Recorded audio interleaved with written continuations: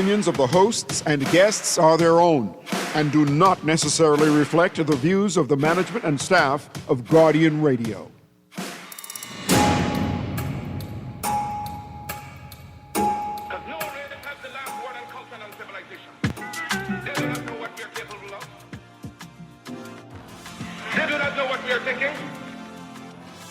Because my work has only just begun.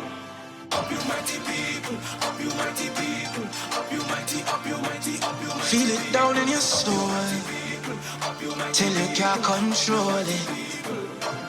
Up to the sky, mama don't ask why. In these dark and lonely times, we gon' turn the tide. If you're looking for a sign, turn and look inside of you. Your body is a temple, your sweat is holy water. Every move you're making is praise unto the Master, yes. Yeah, yeah, yeah, yeah. Because you're powerful, powerful, inside, outside, wonderful, magical, beauty, can't hide me and you. Good morning this morning and welcome back to Guardian Radio 96.9 FM. Your station for fresh news, smart talk all day. It is Tuesday, the 28th of October, 2025, and you are on the clock with Caribbean Greene. Today we are all Caribbean, right? Like today we sit in prayer, praying for Jamaica, Hispaniola, Cuba, as this monster of a storm passes over them. We owe it to them. We have an obligation to them because we pray that their islands will weaken the storm to protect us. We should spend today thinking about what it is our brothers and sisters around us in the Caribbean are dealing with. Good morning. Good morning. We're talking headlines. We're talking what's in the news today. Call in if you want. 323-6232, 325-4316, 325-4259, 242-300-5720. 242-300-5720 is toll free for Family Island listeners and callers. You could text in as well if you'd like, 422-GR96. That's 422-4796. There's lots in the paper today. We have a story coming out of Jamaica about the storm. Andrew Holness, I saw a clip of him. I saw the clip this morning addressing the storm, and the quote I captured was, "No infrastructure can withstand a Category 5 storm." No infrastructure can withstand a Category 5 storm. It's good to have this on the record because there's only one response, there's only one appropriate response to this, which is we need to focus entirely on building our resilience so that we can withstand Category 5 storms, that our infrastructure has been built in a way that understands the nature of Category 5 storms and provides protection or an effective solution to the problems that they cause. No infrastructure can withstand a Category 5 storm. Let us continue to pray for Jamaica, Hispaniola, and Cuba. Producer, we can go to the phone line. Good morning, caller. Hey, morning, Greene. Miss Greene, how you doing? I'm good, thank you. How you do? Right, that statement is not altogether true. With that no building can withstand a Category 5 storm. Remember back in the day in Yellow Welder, right? Mm-hmm. We had those round ugly houses where everyone used to drive past and laugh at. Mm-hmm. Guess what? They had zero overhang rate, and they were round. It looked like we used to call them the Smurf house. Mm-hmm. Guess what? They still up. And listen, There is absolutely no wind lift. And plus also, I'll give you another. You realize in the Bay Street area, right? Mm-hmm. All the buildings have A roofs with no overhang. Mm-hmm. So the wind won't What catch happens it. is the wind itself has, the building itself, the roof itself has no lift. Mm-hmm. Because there's no roof to overhang for the wind to get under and lift it. So there is no lift to it. And the round houses, right, the wind actually goes straight around it in a circular motion. Listen, you remember the scripture, you remember the scripture that say, if you give the devil an inch, he'll take your whole roof? Yep. There you go.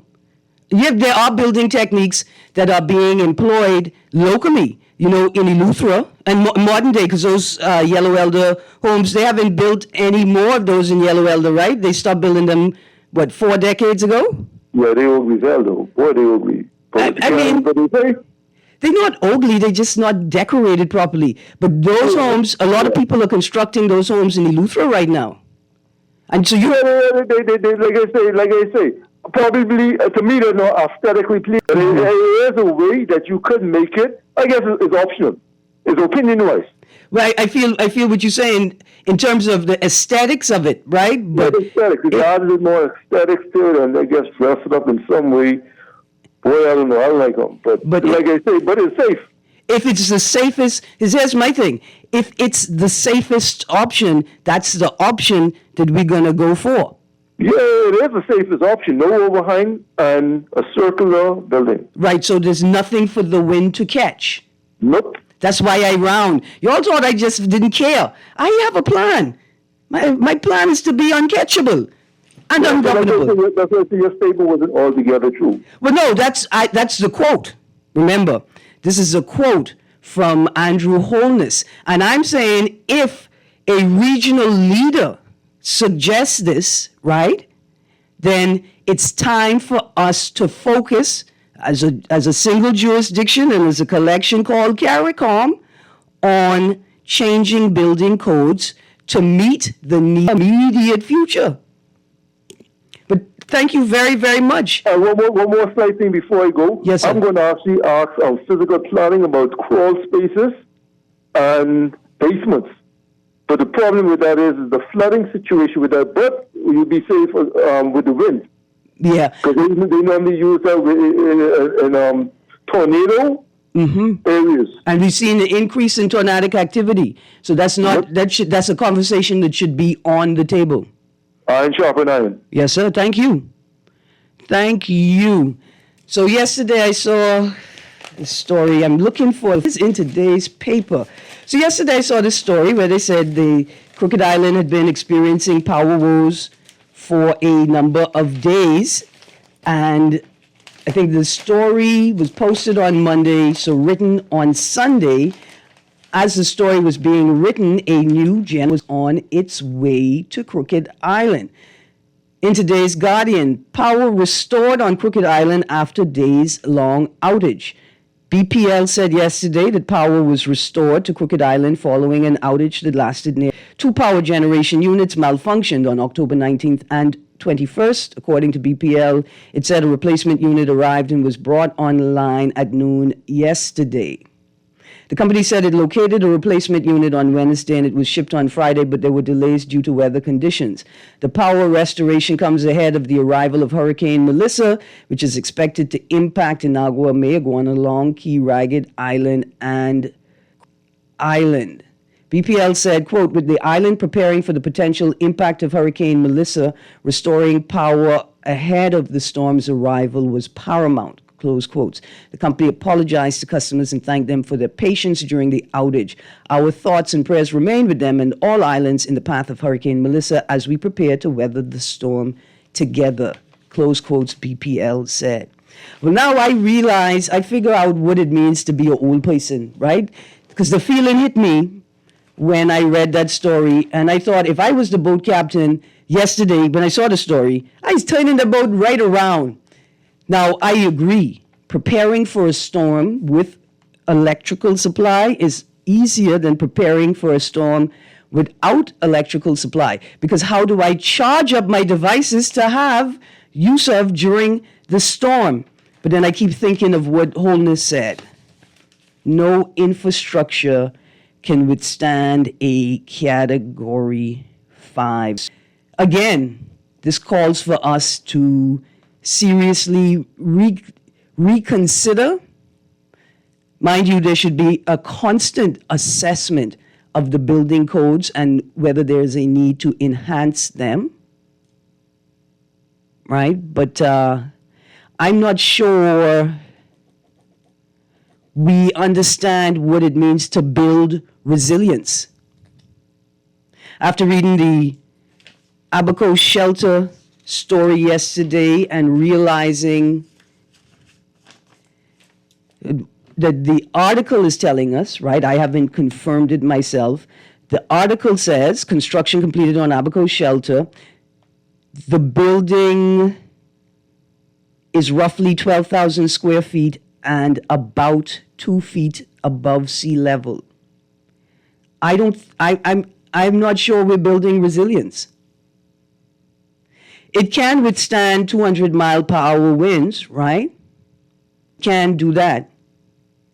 The DRM managing director says, quote, this is one of the higher points in Marsh Harbor, Abaco. So if flooding happens here, then we have another major challenge. We wouldn't even activate this. We would have to evacuate people out of Marsh Harbor, Abaco. Why did you only build it about 2 feet above sea level? Here's the next thing. Let's get to this Guardian article, Get Out, Government Issues Evacuation Order for Southeast Bahamas ahead of Melissa. You all ever seen a text wave at you? This text wanted my attention. So here it is. It says, that's actually not true. Many structures in Abaco survived Dorian. There was one extraordinary case of the gentleman whose house was built on stilts, and the house itself was built like a fortress. Okay. So, I think it's possible that they could be true at the same time. I bet you that house in Abaco was built with Abaco rock and Abaco pine. There are many structures in the Bahamas that still stand after enduring repeated storms because they were built a particular way with particular materials. And I think that needs to be a part of the conversation as well in terms of the need to reassess our building code. Andrus rock and Andrus pine, Abaco rock and Abaco pine, right? These were, I don't know if I could say staples, but they were traditions, even if they were small. Here's another text. I remembered Hurricane David in 1980 had winds of 175 miles per hour with higher gusts, of course. Got you. I do not remember Hurricane David. I think I may be, lucky. Sometimes a bad memory is a good thing. So let's get to the article in today's Guardian, Get Issues Evacuation Order for Southeast Bahamas ahead of Melissa. The government has issued an evacuation order for residents in the Southeast Bahamas ahead of Hurricane Melissa, the strongest storm of the year, which threatens to pass over parts of the Bahamas this week. At last report, Melissa was a powerful Category 5 storm with winds up to 175 miles an hour. The storm is expected to be a powerful Category 2 storm when it heads to the Bahamas on Wednesday. Officials said last night that 1,400 residents from Inagua, Acklins, Crooked Island, Mayaguana, and Ragged Island are expected to be transported to New Providence. As of Monday evening, officials from the Disaster Risk Management Authority confirmed that 274 evacuees from Inagua and 100 evacuees from Acklins arrived in the capital looking for shelter or seeking shelter. Quote, following the advice of the DRM Authority and the Bahamas Department of Meteorology, my government has decided to issue formal evacuation notices for residents in the islands of, again, Inagua, Acklins, Crooked Island, and Ragged Island. PM Davis said, quote, this notice is being issued out of an abundance of caution to ensure to that those most at risk can be safely relocated before conditions worsen. Close quotes. Tropical storm and hurricane conditions are expected in the Southeast Bahamas on Tuesday and in the Central Bahamas on Wednesday through Thursday. Crooked Island and Acklands are expected to receive the brunt of the storm. Quote, I'll also indicate that we have likewise issued a disaster risk management declaration of disaster alert for the central and southeast Bahamas, Davis said. Quote, that is just an alert to those islands about the possibility of disaster coming their way. Close quotes. I want to stick a pin. This is where procedure is very important, right? The declaration of disaster alert and the evacuation order work together, right? They have to have a declaration of disaster, I think, before they could evoke the evacuation order. Protocol is important. He added, quote, all government systems are now operating under the National Disaster Response Framework. The Disaster Risk Management Authority is coordinating directly with the Royal Bahamas Defense Force, Royal Bahamas Police Force, Family Island Administrators, Public Hospitals Authority, the Ministry of Works, Ministry of Social Services, and Bahamas Power and Light, close quotes. Davis said supplies have been deployed to islands in need. Air and maritime assets are in place for transport and evacuation, and shelters across the affected islands are now operational. Quote, we have 5 aircraft that will be leaving New Providence tomorrow morning, commencing at 5 a.m. I think that's today. DRM Managing Director Erin saying a second press briefing yesterday evening. Evacuations will continue through Tuesday. However, officials are urging residents to take heed as there will be a cutoff point after which flights will stop and emergency assistance will cease until an all clear is given. This is where the island administrators and local government, this is their time to shine, having identified all of the residents on the island, right? People travel for business, they travel for medical care, they travel for banking. They have to identify who is on the island. Are they aware of the conditions developing around them? Are they aware of the disaster alert and the evacuation order? Do they have the capacity to prepare themselves for evacuation? Do they need assistance? Do they need assistance getting to the airport? Identifying on keys that may have limited communications.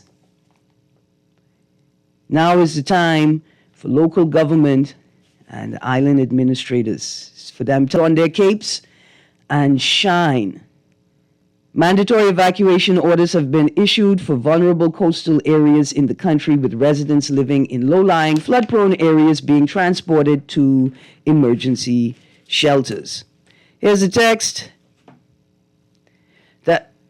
That was my question. Why was the singular shelter built in Marsh Harbor? It's a marsh. Why didn't they build it in a location with more elevation? Certainly evacuating 10 to 20 miles up the road on a 10-foot rise is better than 2 feet. I still find it odd that Inagua and not Long Island was evacuated. Were the planes chartered by a PLP supporter? Yes, I know. I would find that very odd, too. Wow, yeah.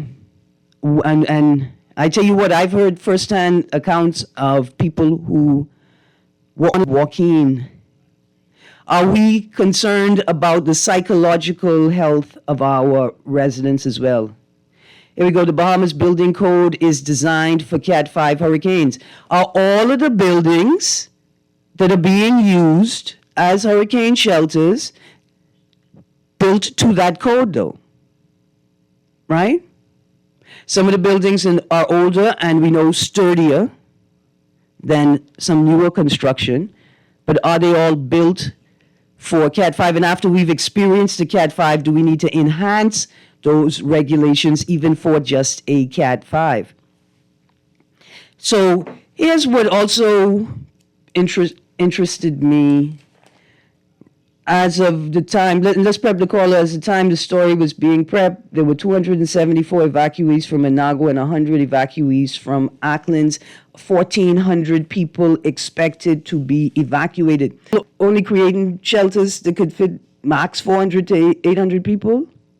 Good morning, caller. Hey, Erin, how are you? I'm good, thank you. How are you?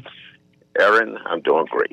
Let me just say, as I did this morning on Dwight Strawn's show, hurricane shelters still, although the current administration has completed the one, I think. Nassau Village? No, in Abaco, I think.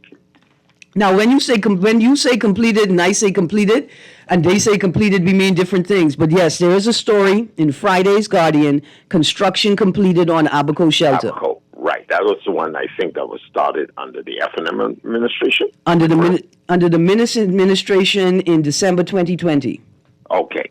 Let me continue this. Going forward now, that's only one. Yes, the one in Nassau Village under Jamal Strawn. Yes, I know about that one as well. I think going forward, we need to get really serious about true hurricane shelters, not schools, but places truly designated just for hurricane shelters in principle. When we start looking at these buildings, we have to consider the models that have been used in decades past, such as round buildings instead of square buildings or rectangular buildings, roofs that are double or triple strapped, and also been buildings that is able to accommodate the most of the residents. And I'm looking specifically at the Southern Islands, in the Michael, Long Island, in Nago, that area in particular. We have a demographics there, and we know the numbers or the numbers close to the amount of persons in those areas. We need now to consider, if we're going to house these persons, then we need to make adequate space. Now, the Prime Minister has given a directive to remove all of the persons as much as possible from those islands and bring them here to New Providence. But if we were to construct an adequate facility where these persons, those numbers in particular, focus on that those persons can be housed, we pick a ground where it's high enough, solid enough. We build these structures. Then we would not have to evacuate those persons into Nassau in the manner that we are doing. So instead of being progressive in our thinking, we're still almost at mediocrity stage. We have to progress this country. We're spending huge amounts of money that we can ill afford right now in having to do things 2 times, 3 times, 4 times over. We need to get very strategic. We need to get very succinct. We have to get very serious about what it is that we're doing and do it right the first time. Absolutely. So my closing remarks is simply this, Erin. We have 700 islands, rocks and keys. We're spread across how many hundreds of miles? We need to get very strategic in our thinking. If we're going to use monies, and these are taxpayers' dollars now, then we need to get very serious on how we do things in this country. And so, I'm just putting it out there to get our Bahamian people to think. This thing is no longer political. This thing is no more party or whatever. We have a country to build. Let's get serious about building this country and stop fooling around. Thanks for taking my call this morning. Absolutely. Jeff, if you weren't so resolute and serious this morning, I was going to ask you what we could do with this $1.4 million we just found. What we could do with that. I have a text here that says, "Morning, Erin. Can you tell me if us here in Nassau are going to have any rain, please?" All right. So I have the weather report, the week forecast. Today is Tuesday. Today, weather outlook. Let's see what day we've got. Extended forecast for Tuesday, the 28th. Sky conditions, partly cloudy. That's northern and northwest Bahamas. Precipitation for northern and northwest Bahamas, 30 to 40% chance of scattered showers and isolated thunderstorms. Let's prep the caller for the extended forecast for Wednesday, tomorrow. Precipitation for northern and northwest, 40% chance of scattered showers. That means rain. And if you stay on the road long enough, you could get wet somewhere on New Providence. Good morning, caller. Hey, morning, Ms. Greene again. Hey, please tell the MPs on those islands, right? Please don't tell the constituencies go in the cave. No, because now they're mandatory evacuation orders, right? And I'm not sure if the cave, you know what, that's why I wish I could pull up that list on my cell phone, I don't know if the caves is on the mandatory shelter list. Producer, if you can, or anybody listening, can you go to getready.gov.bs? That's GETREADY.gov.bs. Getready.gov.bs. It's not an election site. It's not an election site. It is a hurricane disaster DRM site. It is a DRM, Disaster Risk Management Authority site, and there is a shelter list there. Let's see if the caves are on the list, because I doubt they didn't put the caves on the list. So no MPs could be telling people go to caves. Unless, of course, the government decides that we're actually going to assess the viability, right? A formal technical assessment of the viability of the use of caves for storms moving in particular ways, right? If we do that, then maybe. Because that's the same thing with the building, right? Like, let's examine and investigate the old technique to see how much of it we need to bring to the present. In terms of the rainfall forecast for northern and northwest Bahamas, we shall see anywhere from 30 to 40% to 20 to 40% chance of showers and thunderstorms through the week.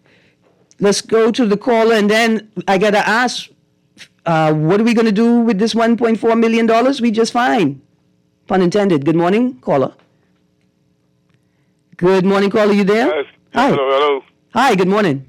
Yeah, good morning. I had a great laugh just now with the cave. But I mean, you know, to use what's geographically there. Mm-hmm. Desperate measures in desperate times, you know. Which is, I agree. I agree. 52. There's got to be value in it, but we got to make a technical assessment, right? Yeah, sir. And put it on the wall. That's all. Yeah, but I like what Jeff said, because you know, evacuation seems kind of totalitarian and it's authoritarian in a way. But what I mean is, let's use some common sense here. With Hurricane Matthew, right, that came at you, right? Mm-hmm. You notice that if I could remember well, I had actually plotted it, but I can't remember that I actually plotted it longitude and latitude. But I think the portion of the eye might have hit the southwestern New Providence, as it moved over, because you would have noticed most of the houses on the southwest coast and southern coast were damaged by winds. So some of the people still ain't fixed their roofs yet. Mm-hmm. Life would keep took a beating.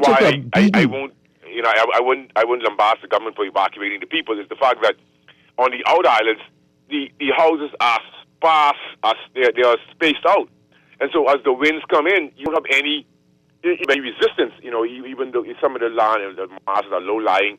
But what I did notice about Matthew was the fact that houses in the inner city, like the Grammy house that has a hip roof, which a lot of triangles on it. I don't know, maybe a carpenter could say, I think it's pitched, but actually they can explain it to me, but 30 degrees or less or whatever, 30 degrees, a certain degrees means that it's more, is at an angle and it's low, so that it actually resists the wind much more. No shingle came off the houses. And so what I looked at is, because they're saying poor people, houses in the inner city that are fused together, and the homestead has a lot of trees, big palm trees around it. Trees actually help. So if we try to conceive how ancient people or people did it in the past, like the Indians actually went in the bushes and carved out the area, and they actually used the trees to protect them. So it may seem primitive, but you know, basically, people on the coastline, they have the most to be aware of, because they have the greatest I didn't risk. see much damage in the inner city at all. I mean, they talk about the people, some of the shacks still standing, yeah. But God is on our side, so don't commit suicide. Give thanks, yeah. Absolutely. And we're all on your side, whoever you are. We all are. Let's go to the next caller. Good morning, caller. Good morning. It's always a pleasure to hear you. Same here, Uncle. Yeah, man, you do a good job. And Erin, you know the gentleman, you want to know if we can do without 1.5 or 2. I don't know how much it is. But I want to bring something out to you. You would agree with me that the gentleman had his travel plans delayed, correct? Yes. Yes, okay. Stay right there now. Yeah. Stay with me. Now, remember, I was telling you about the events that happened during Mercury retrograde, starting November 9th. It affects your travel plans. Now, he's feeling a retrograde right now that's out of this world. Yeah. Because it is a time to pause and reflect and say, I wonder what I did wrong. Yeah. And guess what? You know what these fellas do? They go and figure out how they can do it again without getting catch. That's something, man.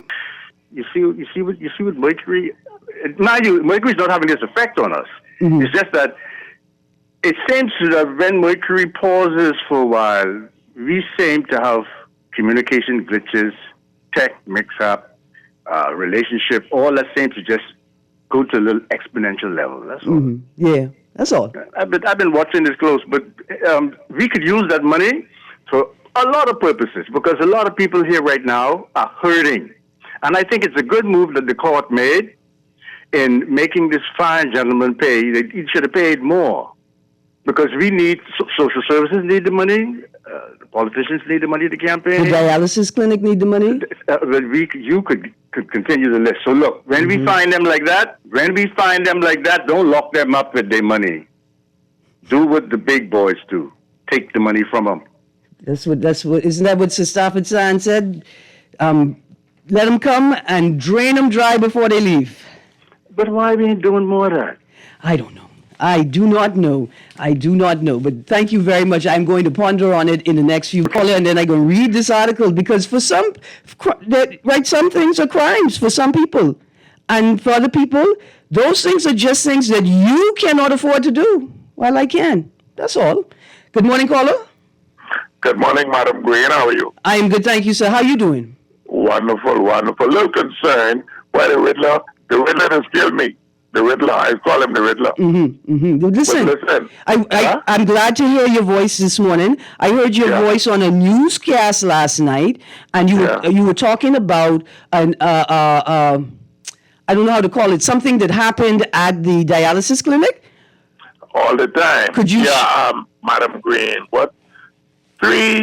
About 3 years ago, 3.5 years ago, we were confronted with new registration procedures at the dialysis clinic in that they are now requesting that the patients pay $275 per treatment, which is 3 times a week. Okay? That's roughly $800. Now, the patients, there are 9.5 out of 10 patients at dialysis are old and very sickly and can't work. Okay? Now, let's put some clarification to this. Myself and Erin Greene are diagnosed with renal failure, and we are sent to PMH, the public hospital. Okay? Now, the public hospital find out I got one too many people, so we can get rid of Erin and we can send her to the private clinic. Okay, well, you listen to me close out there. They send Erin to the private clinic for the same treatment that I am getting at PMH. However, the government pays 100% for Erin to be at the private clinic because they have no space at PMH. But then they turn around and try and attack me, Chief Sink and Goat Skin, at the PMH department, $275. That's all I got right here. Not at all, but is it $275 per session? So if you say you go 3 times a week, that's just under $900 a week in dialysis care, and that's just the session. That is what they're trying to do. They implemented it, but me and God rest his soul, Bucket got to the Prime Minister and the Minister of Health, and they was able to refute that back then. But there is some unscrupulous persons in the department, Erin, that banking on that little couple dollars to put in their pocket. Okay, hold on. Let's be careful now. Let's be careful. Well, I ain't call nobody name. I know you ain't call nobody name, but let's be careful in the interest of... we got some unscrupulous people trying to do a resurgence of that, in that they're taking advantage of the newer customers that wasn't around when Dr. Darwin said you cannot charge those dialysis patients. So they pull in the patients on the side and say, you got anything to put on your bill, and that needs to be looked into. All right, so you're saying there was a policy decision earlier in the Davis administration to not charge dialysis patients? Yes, it was said from the House of Assembly that if they don't have ain't got no money, man. You know, you can't charge them. So do me a But favor. Try and get me a date for that, so I could have that article in hand, and then so the next thing you do, you have the article in hand that identifies when the statement was made, and then we're going to ask PHA and the Ministry of Health and Wellness and the Prime Minister's office to issue another policy statement clarifying what's supposed to be happening in the dialysis unit at PMH. But Evan Greene, thanks for letting me share. But one thing I'm not very scared of it is hurricane. Yeah, and what happens for patients? Yeah. The place in their league in. Fall down the wall and thing when it rains. So I scared for this hurricane to come. Yeah. Yeah, I understand. Anyway.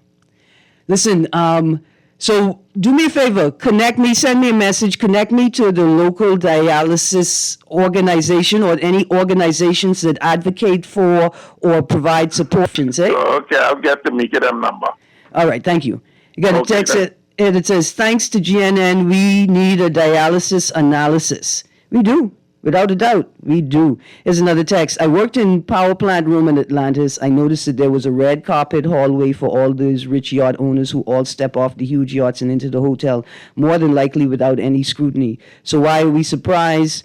Guns, drugs, these things don't have a face. Anyone can be doing this. And I realize you all missed the play. I'm half glad because I don't want you all to be involved in skullduggery. I don't want you all to be involved in crime. I don't want you all to be involved in badness. But more importantly, you're bad at it. You're bad at it. You're not good at it. So don't even try, right? Don't try. Just put it down. Just put it down. Let's get to this story quickly. I know we're running out of time. Oh, wait, I've got more texts. Here's one. Wow. When the former minister made the comment about going in the caves, I'm told by an elderly man from Crooked Island who said that the caves was where they would always take shelter when... Oh, no, I am not dismissing the effectiveness of the cave shelter at all. What I'm saying is let's get serious. You see, when I think it was Alfred Gray, when he cracked that joke, he was cracking a joke.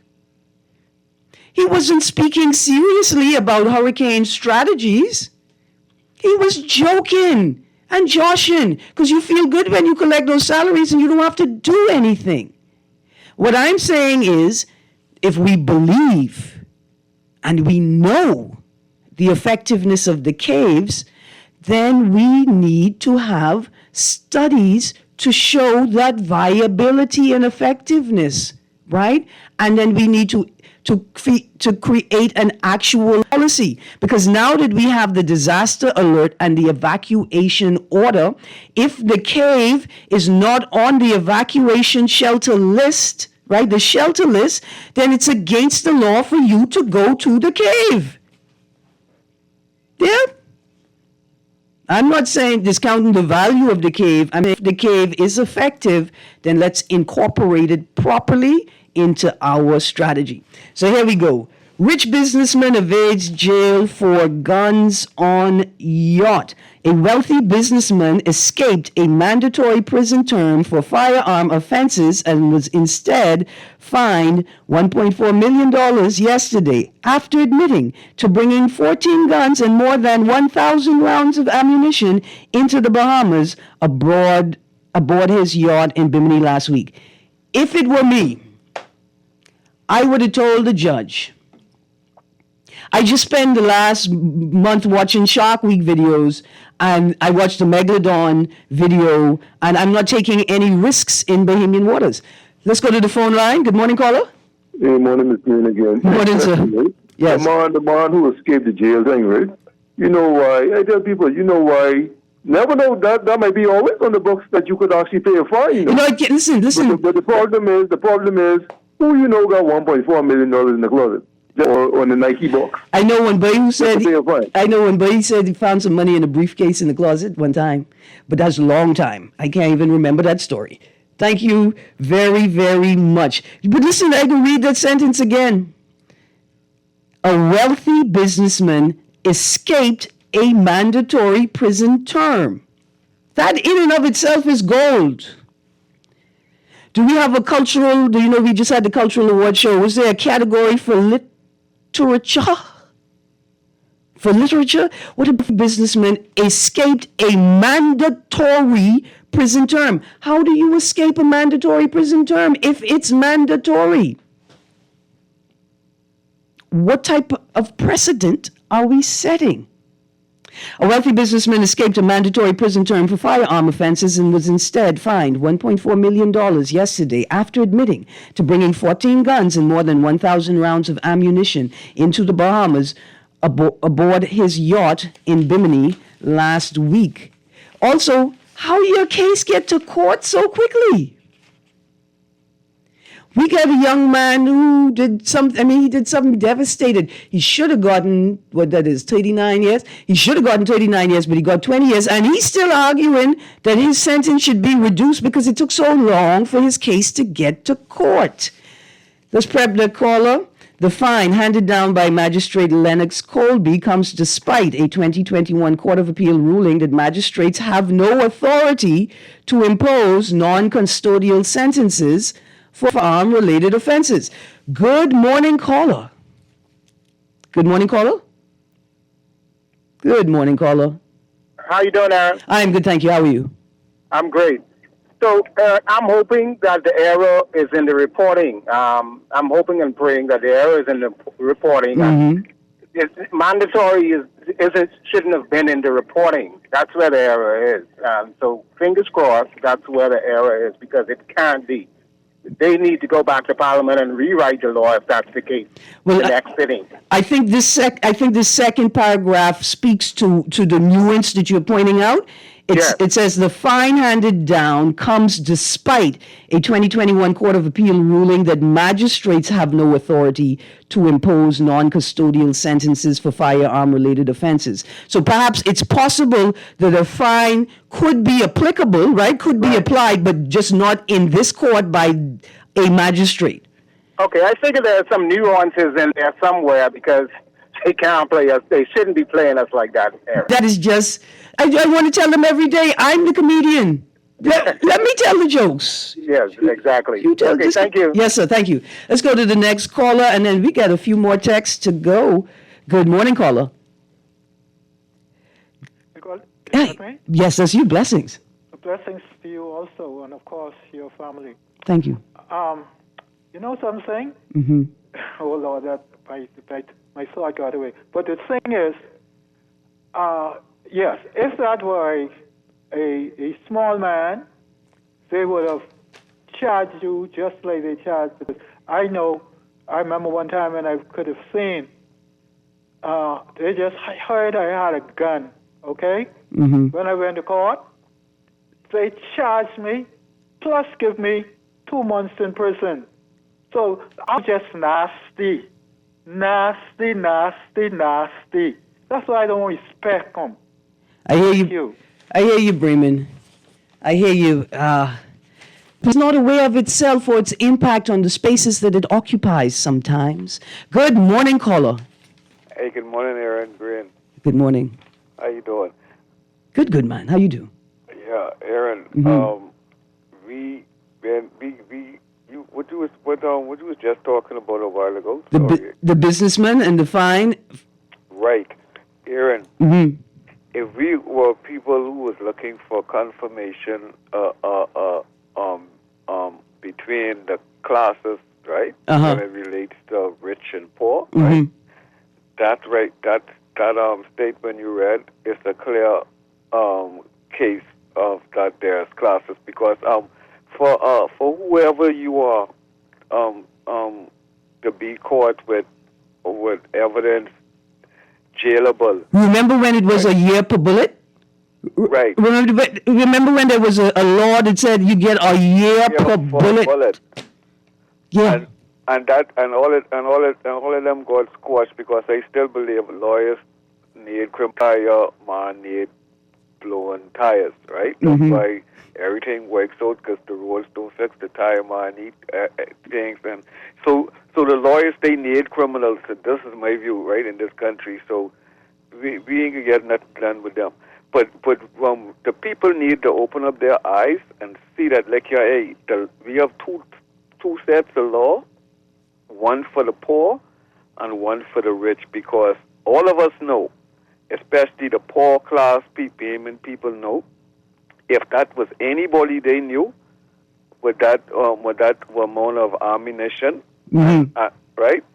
There was no way, if they was not connected, that they would have been able to walk out of any police station or cell or jail. Yeah. I feel you. Because I thinking, what would they think? What would they think if they found Erin Greene with 14 guns and 1,000 rounds? No more, I can tell you that. Call me Jungle Erin. No. No, not at all. They'll be calling you cowboy girl with all the guns. They call me Hoyas Greene, something like that. And I don't know anything about no Hoyas. Thank you very, very much for your contribution. Because, it appears that some things are things that you just can't afford to do. That's all it is. You got to get your paper up. Good morning, caller. Good morning. Good morning. Erin, it's called the golden rule. He who has the gold makes the rules, eh? Is this individual, is he put on the stop list? Is he on the stop list? Let me read through the rest of the article and see if he is on the stop list. He shouldn't be allowed to enter the country anymore. Eh? Yeah, that's something. Hey. That's something. But like you say, money talks, man. Money talks. Because look here, I had these two stories for today. Deadly attack caught on video and woman after viral video, right? And I was thinking about a conversation, acculturating people to this new era of technology. There's a camera everywhere. There's a camera somewhere. Somebody's always watching. Somebody's always recording, right? A part of it is, because I juxtapose these two stories and I say, if we put him and people like him on a stop list, right, to come to the Bahamas, and the U.S. reciprocated that policy, how many of us, technically they already reciprocate the policy, They already say, don't talk about our politicians any kind of way, because we are sensitive about our political class and political culture, right? But are people living actively understanding that they are always being watched?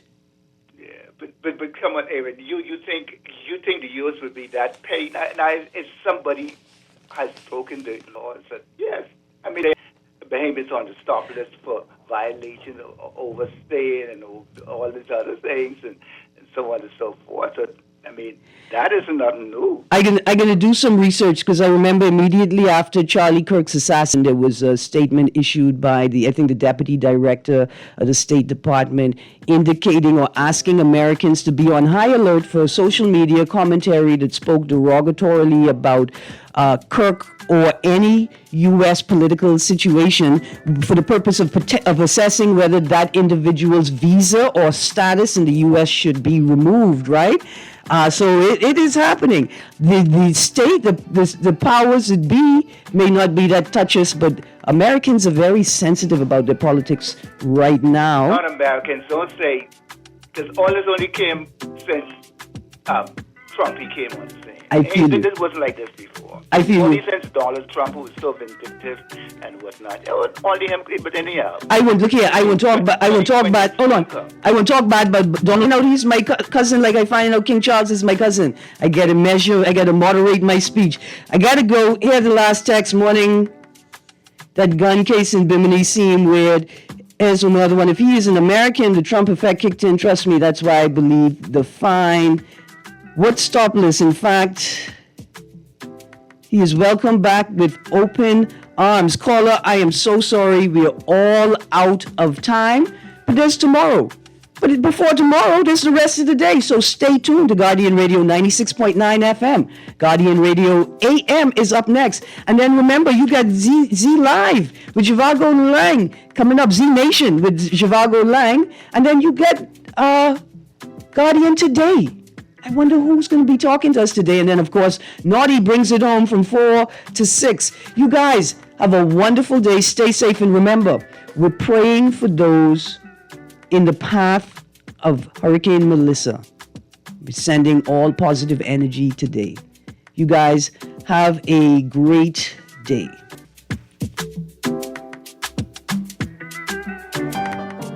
At Cleveland Clinic, you set your course, not cancer. So when your journey takes an unexpected turn, you seek out the experts who've conquered it before, and you forge new paths to help fight cancers. For every route to a cure, for every care in the world. See how we're innovating cancer care at Cleveland Clinic today. Are you searching for something new? Something exciting? Your dream job in paradise? Well, look no further. Royal Beach Club Paradise Island is hiring. Join a dynamic group of passionate hospitality professionals, craft unforgettable moments, and thrive in a vibrant, welcoming atmosphere. Play your part in shaping the future of our team while growing your own career every day. Bring your energy, your passion, and your creativity to a workplace that's as dynamic and fun as you are. At Royal Beach Club Paradise Island, the opportunities don't just exist. They're limitless. So are you ready to find your perfect fit? Visit Royal Beach Club at paradiseisland.com/career today and step into a world of exciting possibilities. This is Guardian Radio 96.9 FM, streaming on GuardianTalkRadio.com and the Guardian Radio app, Nassau, Bahamas.